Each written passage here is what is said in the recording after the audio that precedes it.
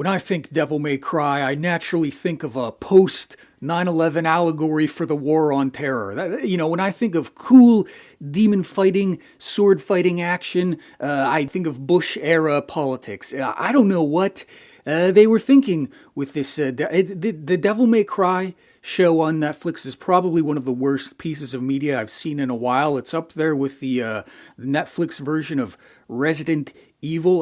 With luck, this show will be forgotten in the dustbin of time. It will probably get a second season. I think with a lot of these animated shows, they try and squeeze a few seasons out of it because everything's computers now, so you're just sort of reusing assets. So I think you'll get more of this piece of crap. But I wasn't familiar with Adi.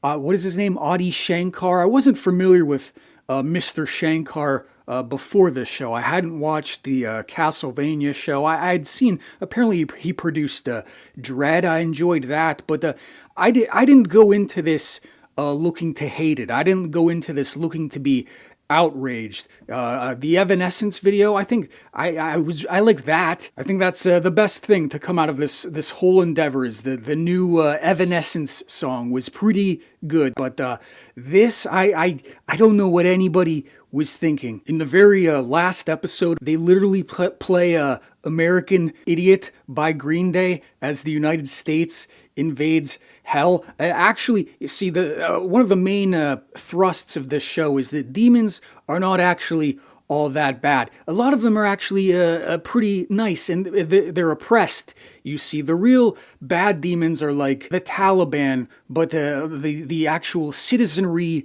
of hell, which in this show is called Makai. It's called Makai, actually. The demons are actually not that bad. Everything is relative, you see. Do you remember the end of Devil May Cry 5 where Dante and Vergil, they are fighting waves and waves of demons coming through the portals, and it's like super cool and action-packed, and they're tough and badass? Well, actually, a lot of those demons were misunderstood, and you gotta wonder if maybe Dante and Vergil were the bad guys in that moment. Actually, they might have been doing something analogous to the occupation of the Middle East or whatever the fuck. It's in episode 6, I believe, that it's revealed that the big bad of the show, the White Rabbit, all of his nefarious motivations, they're because the American police state, they opened fire on a group of innocent demon refugees. You see, demons are actually refugees. Absolutely high-octane intellectual writing from Mr. Shankar and company. Truly only the smartest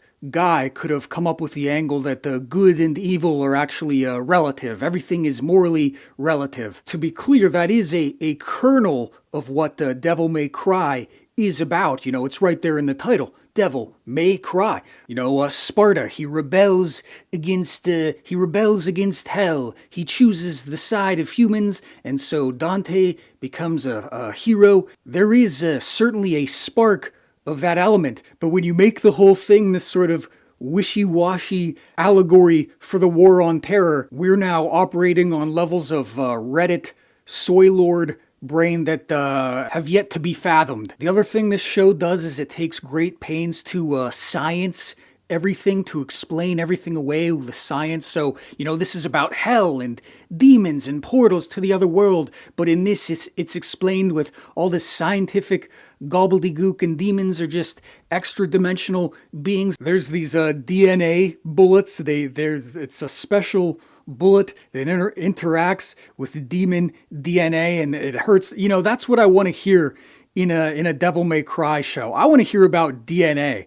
I want characters to talk about the DNA and Stephen Hawking type stuff. And feel free to correct me on the official lore. I'm not here to say that I'm an expert on Devil May Cry lore, but as far as I know, I don't remember it being so science-y. I feel like the lore about the demons in Devil May Cry, it's sort of loosey-goosey. It's not super well-defined. It's not like I needed the show to come out and say, this show is specifically rooted in Christian mythology. But it seems like the writers wanted to specifically avoid any such connotation, so they wanted to take great deliberate pains to science everything, so it not be confused as existing in any sort of Christian metaphysics. To drive that point home, there is a character, I believe he's the vice president, and the character design is so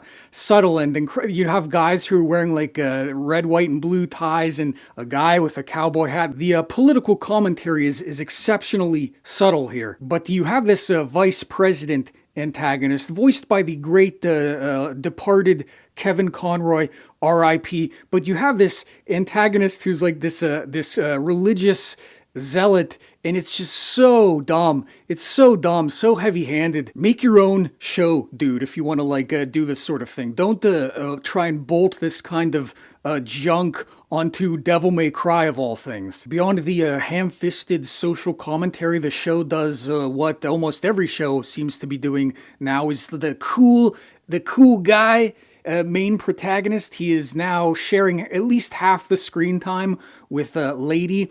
I swear to God, they're using like a stopwatch to make sure that they get like equal screen time.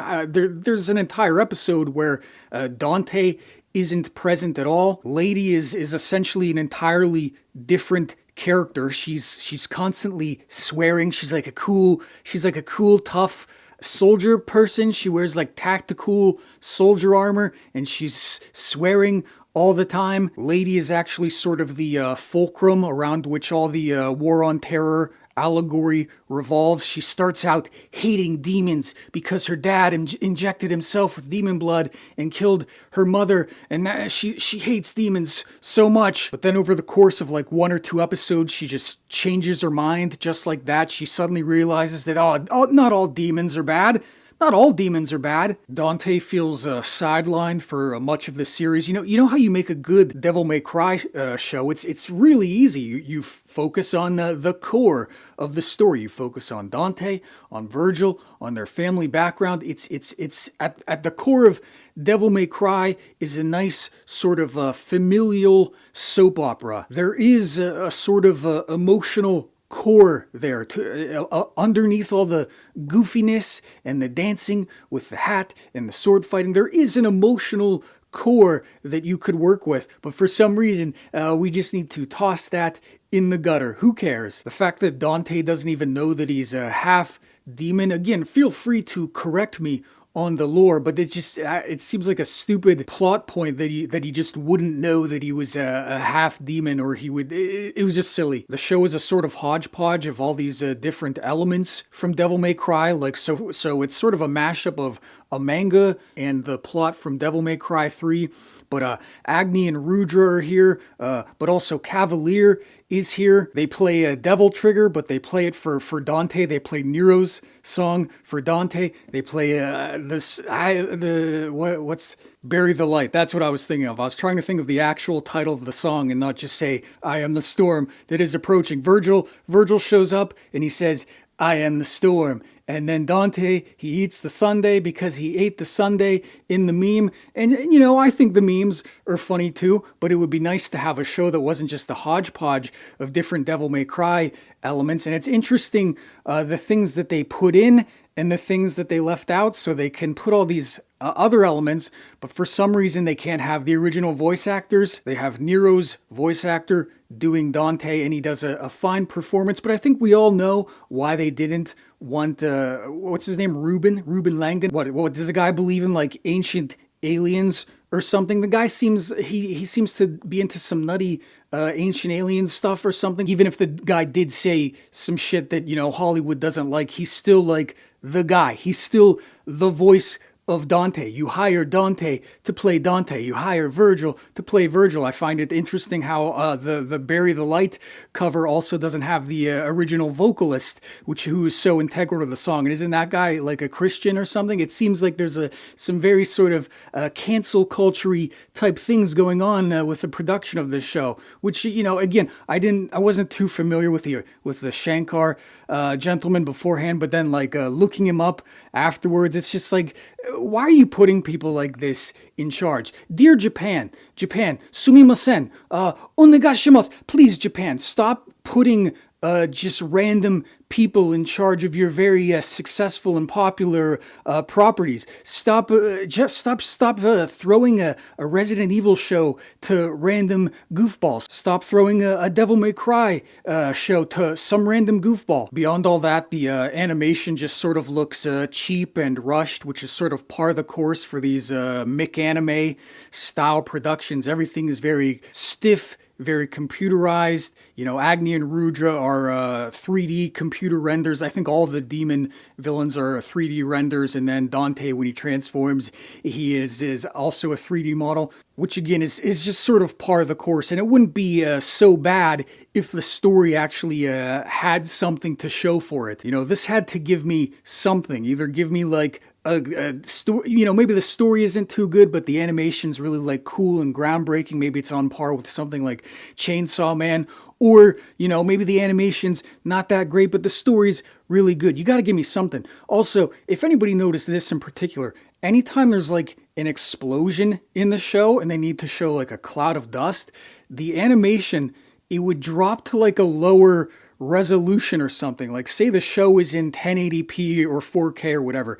Anytime there's like a cloud of dust on screen, it's like the resolution like gets real pixelated and it drops to like this 240p like resolution. And I don't know if that's something with the animation cutting corners somewhere, something got encoded wrong, but the whole like just the production side of it just it's very cheap. It's not breaking any new ground. Going back to the sort of ham-fisted political allegories for a moment, the show sort of sold itself on nostalgia. Like the soundtrack is very sort of early 2000s. The show is supposed to sort of make you nostalgic for the age when the games first came out, when Devil May Cry originally hit the shelves. But then it's like they couldn't let you have that. The showrunners couldn't let you have fun. So along with your sort of early 2000s nostalgia, they sort of tacked on these early 2000s political allegories where it's almost like they're trying to say,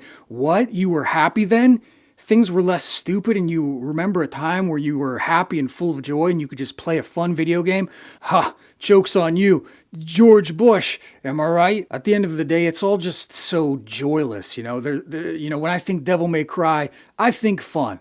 I think fun, action, and excitement. I definitely don't think of some smirking Redditor giving me a play-by-play of the War on Terror. This was not fun. It was stupid. Anyway, that's all I have to say about Devil May Cry on Netflix. Let me know what you think. Subscribe if so inclined. I read books. If you like books, okay. Goodbye.